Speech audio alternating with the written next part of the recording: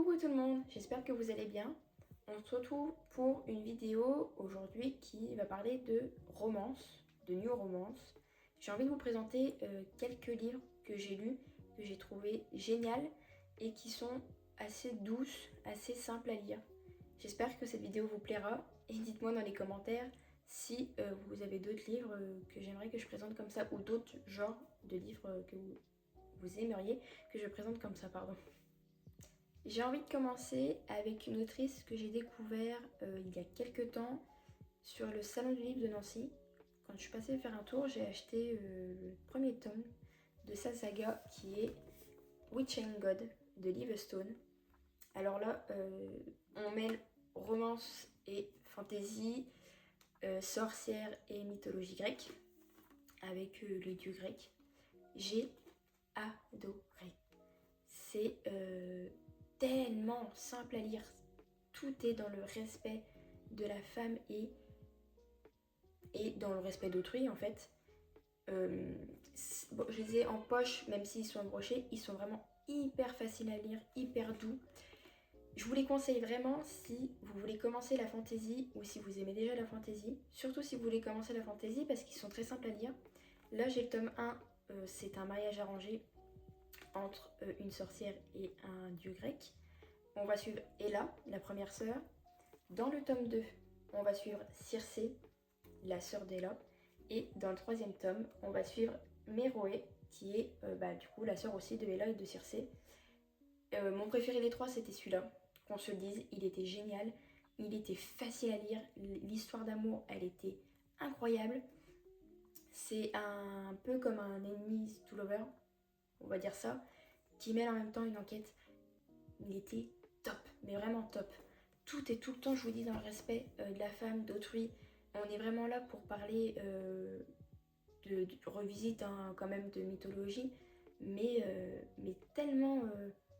la plume, elle est tellement simple et tellement douce qu'il se lit d'une rapidité. J'ai adoré. Et là, en version poche, ils sont assez petits, en plus, ils sont faciles à emmener partout. Et je vous les conseille, comme je vous ai dit, vraiment si vous voulez commencer la fantasy, ils sont super parce qu'ils sont pas trop compliqués. Il n'y a pas de termes trop compliqués à comprendre dans ces livres-là. Et la romance, on a envie de vivre là, même franchement. Là, on part sur un duo d'autrices. C'est Alfreda Henry et Alicia Garnier. J'ai que le tome 2 entre les mains de leur saga Rebel University parce que le tome 1 et 3 sont prêtés à quelqu'un. Ça mêle donc romance, université et le hockey en sport parce qu'on va suivre un groupe de hockey, un groupe de copains qui jouent au hockey et un groupe de copines. Dans le tome 1, on va parler de plusieurs sujets dont les réseaux sociaux et dont l'acceptation de soi. Dans le tome 2, on va parler du peur de décevoir sa famille et de décevoir les autres aussi. Non, ça c'est dans le tome 2, pardon. Et dans le tome 3, on va suivre surtout une personne, le personnage principal féminin, qui essaie de se reconstruire après une rupture assez compliquée. Et elles sont encore une fois faciles à lire, très douces. Les plumes, parce que du coup elles sont deux, sont très très très fluides. Et voilà, je les ai pas en poche, je les ai embrochés, mais même si on a l'impression qu'ils sont gros, ils sont assez courts, assez rapides à lire. Donc si vous aimez ou si vous avez envie de tenter les romances universitaires, je vous les conseille parce qu'ils sont vraiment géniaux. Non, géniaux. On continue avec un livre d'Alfreda Henry encore, qui est Drive Me Insane. C'est une romance mêlée à de la Formule 1. Donc pour une fan de Formule 1 comme moi, j'ai forcément adoré. Tout est bien repris en plus. Alfreda elle a vraiment fait le livre par rapport à ses recherches, vraiment comme il fallait, par rapport aux écuries, par rapport aux règles, tout ça.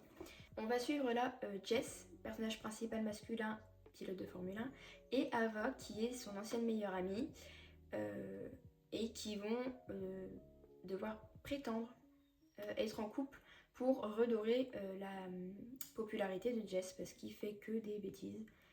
Et c'était trop bien, parce que du coup les deux personnages se connaissent déjà, donc c'était très facile parce que c'était très drôle aussi à lire. Des fois, il se lance des pics. Franchement, je me suis régalée. Et pareil, si vous aimez la Formule 1, du coup, je vous le conseille vraiment parce que il est assez vrai dans tout ce qui est dit dans le milieu de la Formule 1. Et Alfreda Henry, elle a vraiment une plume très douce, très facile à lire. Donc je vous le conseille vivement.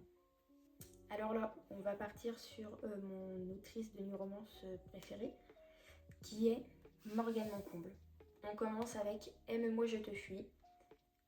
Premier livre que j'ai lu de Morgane Moncomble. Quand je l'ai rencontrée à Nancy, j'ai adoré suivre les deux personnages qui ont chacun leurs petits soucis et qui finalement vont se retrouver, qui restent complémentaires. C'est une romance très douce à lire. Faire attention quand même à ce qui est dit au début, parce qu'il y a quelques trigger warnings je crois, mais pas violents, ça dépend de la personne qui le lit. Et la romance, c'est comme pour Liv Stone et pour Alfred Henry et Alicia Garnier, ça reste toujours dans le respect d'autrui. Et on voit que c'est une romance écrite par une femme avec des hommes écrits par des femmes. Parce que ils sont géniaux, ils font tout ce qu'on a envie de faire, entre guillemets, quoi. Enfin, chacun avec leur petit caractère quand même, hein. Mais ils sont vraiment très simples à lire, ces livres. Donc là, je vous présente Aime-moi, je te fuis, que j'ai adoré, qui est le premier livre que j'ai lu. On a la duologie de l'As de cœur et de l'As de pique. Pareil, là, ça va être tourné plutôt sur l'As de cœur, sur le poker, et sur l'As de pique, on va suivre une célébrité qui est cyberharcelée. Donc ça va être avec son garde du corps l'histoire. Et là c'est un peu du style Enemies to Lover.